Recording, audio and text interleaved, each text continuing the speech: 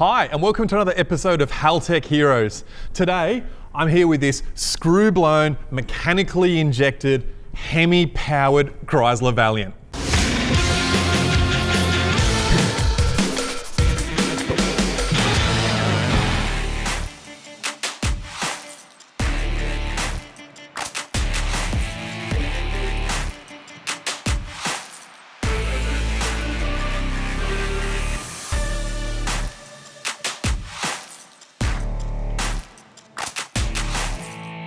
Powering the Valiant is a 521 cubic inch Brad Anderson V8 Hemi. So this is a custom style engine. It's got a PSI supercharger, and most importantly, or for us, it's mechanically injected. That means that the thing doesn't have electronic fuel injection. So today, I want to run you through a few of the things that we're doing here at Haltech to manage the power control on this car.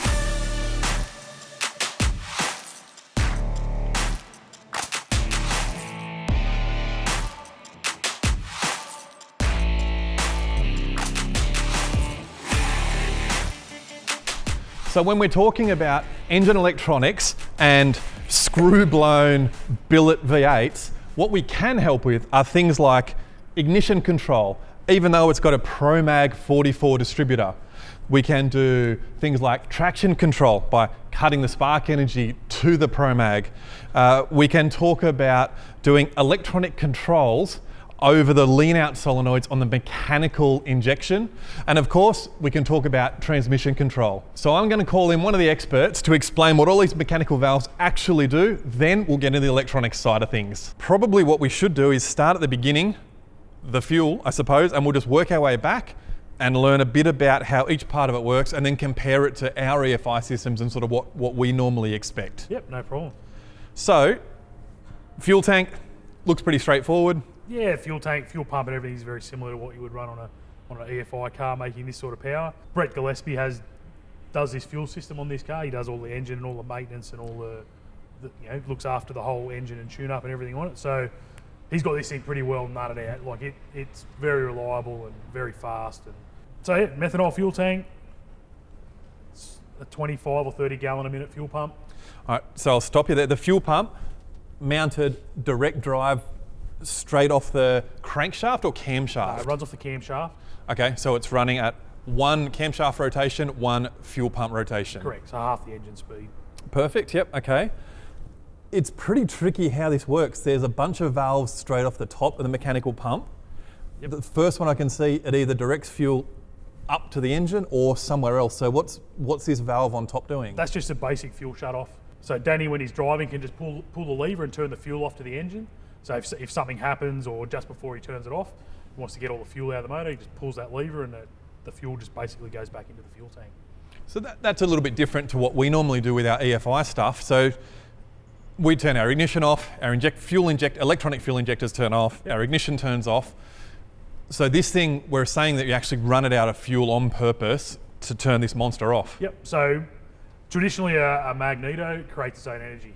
So back in the early days, you couldn't turn the engine off without starving it of fuel. So now they do it just to get the fuel out of the nozzles so that when you turn the engine off, the engine doesn't fill up with fuel. Yeah, so that makes sense. And I suppose you know that they're doing that because you can hear it in the pits, right? Yep, yeah, you hear the big rev up, like it'll rev itself up as it runs out of fuel, and then they'll kill the power to the mag to turn the engine off. Okay, so we've got a mechanical fuel pump and a safety valve. We've got the feed line comes up through here. The next valve up the top here, sort of mounted on the blower hat, what's this? So that's the barrel valve, that controls the fuel delivery to the engine. So when the throttle is closed, there's a small slot, lets a little bit of fuel through. When the throttle's open, it's a big hole, lets all the fuel through to the engine. So this is it, this part here is the thing? Yep, that's the black art that Brett has just got it all mastered. It's pretty small. Yep. Yeah, right. It's a single hose off there, it shows that you can fuel 3,500 plus horsepower with a single dash 10 hose, no problem at all. It's incredible. So we'll get, I suppose, this part. So we've got a linkage here where the air and the fuel is directly linked. Yep. There's a little screws, sort of a little valve thing on the side here. What's the story with this? That's like your main tuning jet. If you want to lean or rich in the mixture, you can put a big or smaller jet in that. So use that for doing atmospheric correction, basically. Right. When the weather changes, you can just change the pill size to correct for it.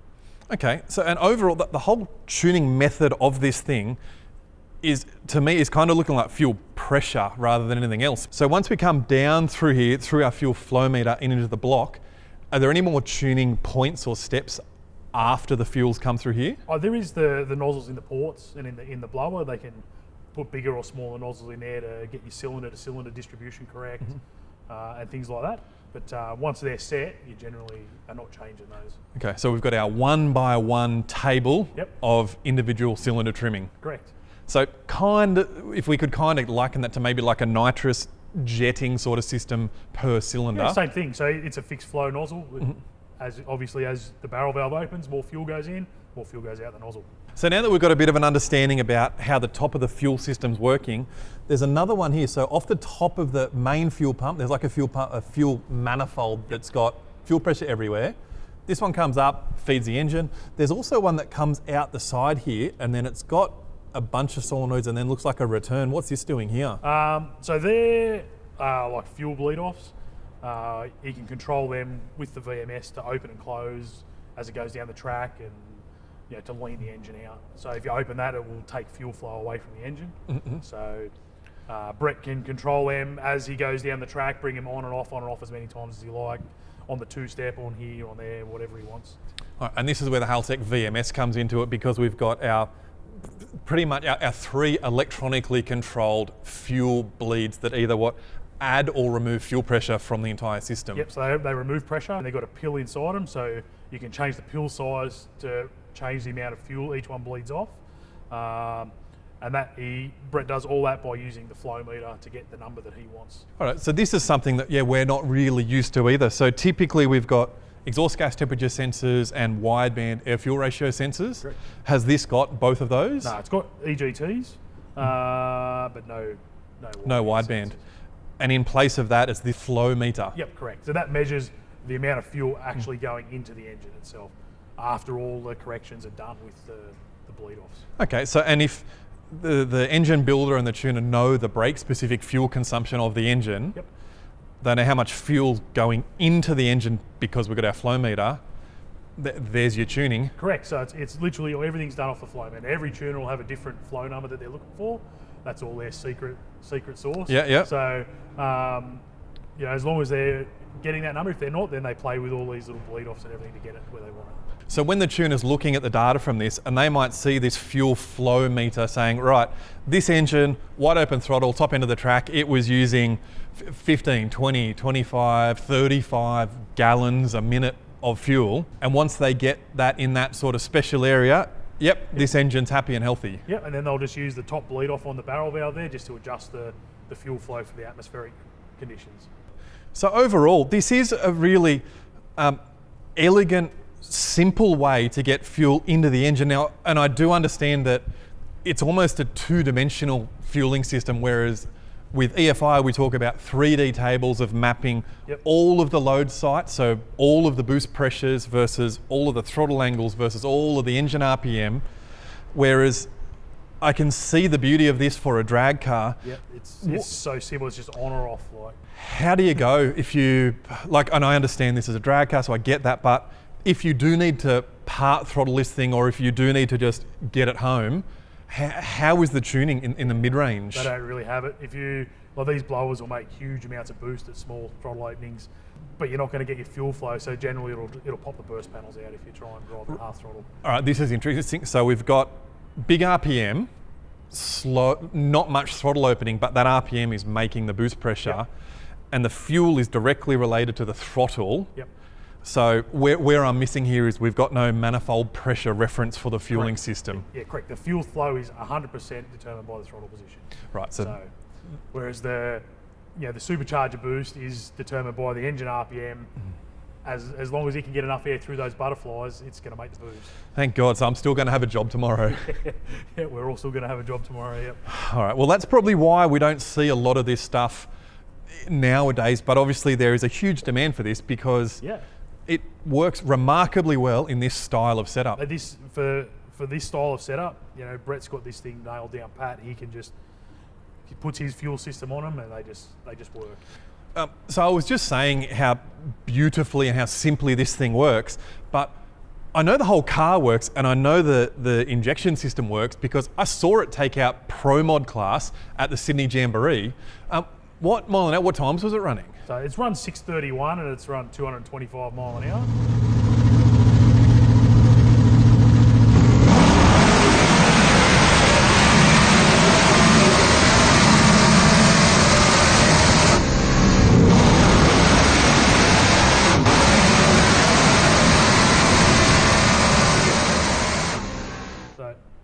It's all steel. It's 3,100 pounds of Valiant. Like, it's a big car. So it's making some horsepower to go that fast.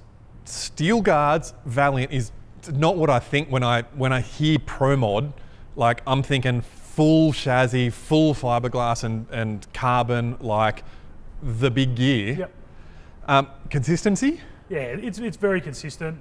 It goes down the track pretty much every pass. There hasn't been many passes where it needs to be aborted. And Danny, he drives it like a madman. Like, the more out of control it is, the happier he is. Like, he just loves it.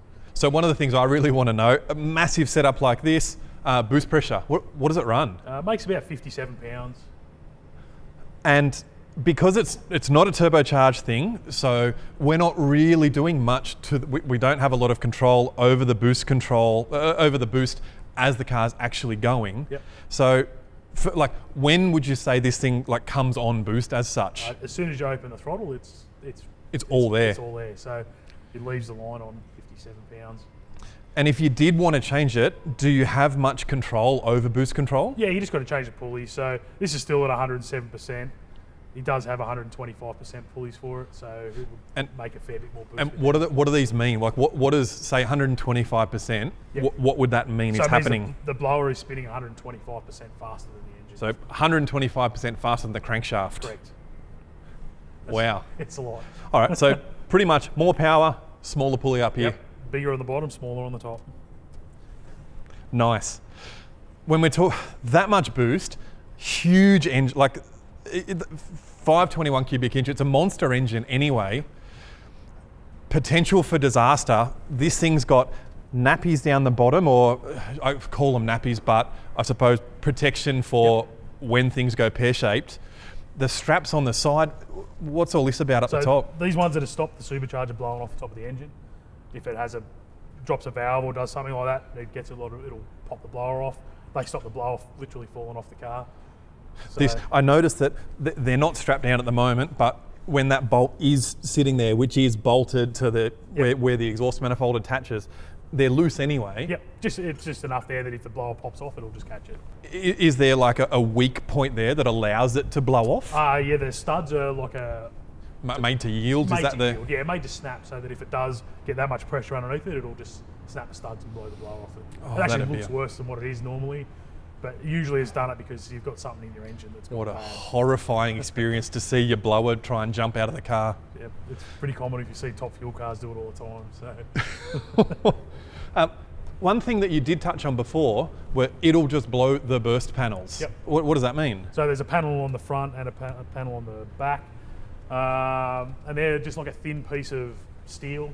Yep. And it's the same thing. The engine will have a backfire if it leans out. Instead of blowing the blower off, it'll pop the burst panels out. Yeah, right. So to put that into Jap speak, it's popped the welds on the intake. Pretty much. Yeah, right. Dale, mate, I couldn't do it without you. Thanks so much for dropping in and no problems. Showing us how it works. It's a beast of a car. I'm certainly more excited about mechanical fuel injection now that I know a little bit more about it. Yep, no, too easy, no problem. Legend. Now, before we go inside and talk about what the VMS is actually doing in this car, we better have a quick look at the ignition system and explain how that's working. Now, when we look at the ignition system on this thing, most of it looks pretty familiar. We've got a ProMag 44. It's actually performing two jobs on this thing. So the first task of the ProMag is to generate the spark energy. It generates the spark energy, it sends it down into this ProMag box, comes out of the ProMag box into the coil. It goes through the coil lead, back into the top of the distributor, through the rotor button, rotor cap, out to whichever spark plug needs the spark. Now, where the VMS system comes into this is the engine has a crank sensor that crank sensor sends engine position and speed into the VMS. The ignition signal then comes out of the Haltech VMS and tells the MSD ProMag when to fire. This way, the VMS has got control over the ignition timing of this monster.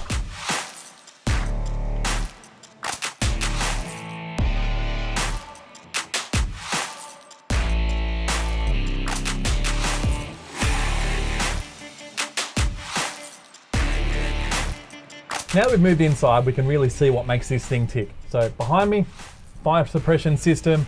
Up here, parachute handle, pull this. It's got 2 parachutes that pop out, stop us before the end of the track. In front, we've got our race pack dash. We've got some shift lights. Interestingly, an old school mechanical pressure gauge, which some guys do appreciate the mechanical gauge over some of the electronic dashes, or are just used to it when they're driving cars like this. It's got a 3-speed automatic transmission. That automatic transmission relies on this CO2 pressure to actually change the gears. And all this stuff is controlled by one engine management system, the Haltech VMS. Now the Haltech Vehicle Management System, or VMS's primary objective in this car is to control the ignition timing. That is that we program the amount of ignition timing we want based on any RPM and any engine load or manifold pressure. We give that signal out to the MSD ProMag system, and that's the ignition time we get. This allows us to get the most engine power most reliably and consistently every time. But the beauty of the VMS is it's not just limited to ignition timing. The VMS, as we've already spoken about, doesn't do any fuel injection control. However, it does have a whole bunch of outputs that we can use however we want. So in this particular application, the VMS has got 3 outputs that are going to the mechanical injection system's lean out solenoids. This means that we can program those lean out solenoids to turn on or off anytime we want down the racetrack. In this particular car, the Haltech VMS is also monitoring the gearbox line pressure as well as the torque converter pressure, then has outputs to control a couple of solenoids here on the gearbox to make any changes to those pressures in order to get the car to launch as fast as possible. Those fuel solenoids, as well as the gearbox pressure solenoids, as well as our ignition timing strategy, are all based on the VMS's race timer.